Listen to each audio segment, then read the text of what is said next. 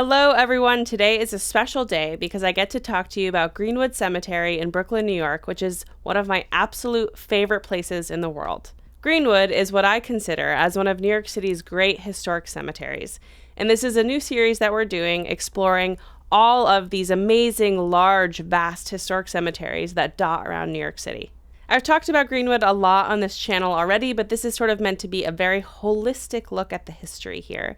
And I also want to add that I do have ancestors buried in Greenwood, and I'm doing some work with my mom and my family to learn more about them and track down their graves a little bit. But we did recently locate one of them, and it's quite close to the entrance, which is super exciting. So it was really nice to be able to visit and see a little bit about my familial tie to this place that I love so much. Greenwood Cemetery spans 478 acres of land.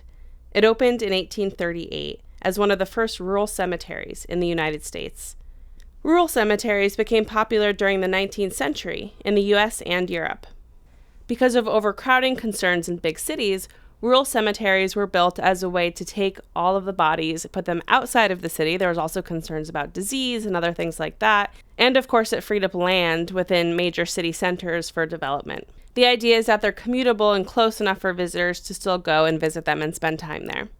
We cannot talk about Greenwood Cemetery without first talking about the historic and grand gates of Greenwood Cemetery. Greenwood's infamous Gothic Revival gates were designed by Richard Upjohn and are home to lime green Argentinian monk parrots.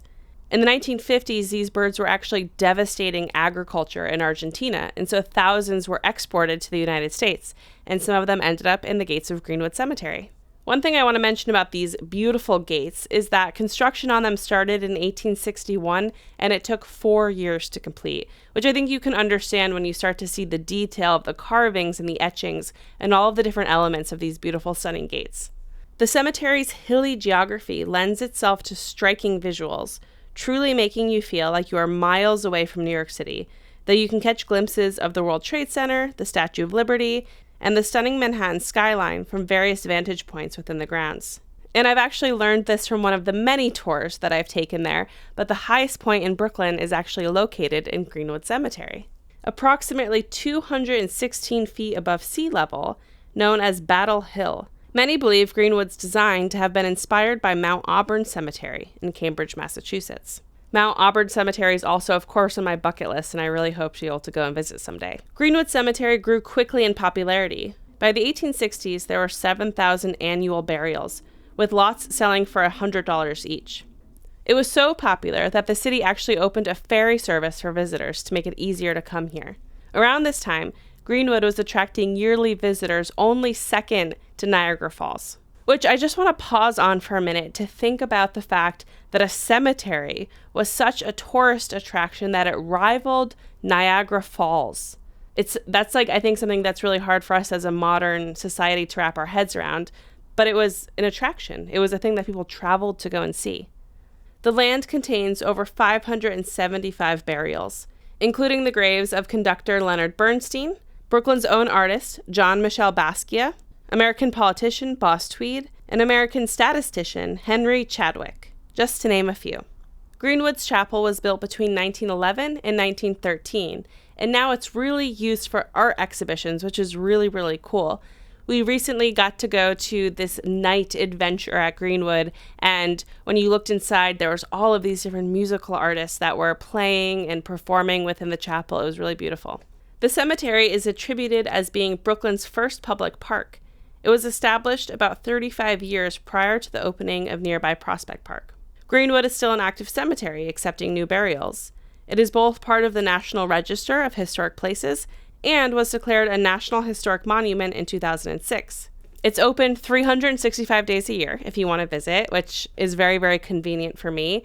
And it's also a home to many bird watchers. So I've learned a little bit more about this recently, but Greenwood, being really such a huge park in the middle of Brooklyn, not only is home to a ton of different bird species, which of course attracts bird watchers, but also tons of very unique trees. So you can actually get maps of Greenwood and the different trees and where they are and spend an entire day just hunting them down and taking a look at how beautiful and grand they are. Strikingly different in design than the rest of Greenwood Cemetery, the historic Greenwood Cemetery, the gates, is Greenwood's Tranquility Garden. The garden was designed to feature elements of water, nature, metal, stone, and wood. And there's 3 glass buildings and a beautiful koi pond and reflecting pools in the center. It really is so stunning and peaceful. This space offers outdoor altars for honoring those who have passed and indoor shrines to loved ones. The garden sits next to the cemetery's crematory and houses the ashes of cremated patrons. The Tranquility Garden is still active and has space for both above ground or below ground urns. Many locals, myself included, visit the Tranquility Garden to use it as a quiet space to write or to sit and reflect. Again, even within Greenwood, which is so much more peaceful than the surrounding city, the Tranquility Garden is sort of this new layer of zen within that. It's really special. If you are into history at all, and you're in New York or you plan to visit New York, I cannot recommend taking a tour at Greenwood enough. Not only is visiting Greenwood amazing, but taking a tour, all the tour guides are excellent. I've never had a bad tour there. And they take so much care to really answer all of your questions, to take you through things that you would have never noticed otherwise.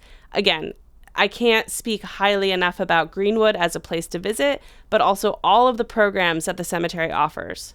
I get a newsletter every month that they send out to people with different classes and tours and events. It really is a robust community space. And I think that's something to really linger on for a moment, because there's a lot of discussion about how cemeteries are wasted space and there's better use of space. And I don't disagree with that. But I really love the way that Greenwood is creating this classroom, this place where you can learn about history. They also offer all of these art programs, bird watching, tree locating. And in addition to all of that, they have different meditations and salons on death and grief. And it's just really cool to see all the different ways that they're reaching out to the community and creating a lot of connections and community for the locals here. Thank you so much for being here. I'm Abby Brenker, co-host of the Lunatics Radio Hour podcast. If you are into dark history at all, then please check out Lunatics Radio Hour, where we explore the history of horror anywhere you listen to podcasts. Thanks so much for watching, and I'll talk to you soon. Bye.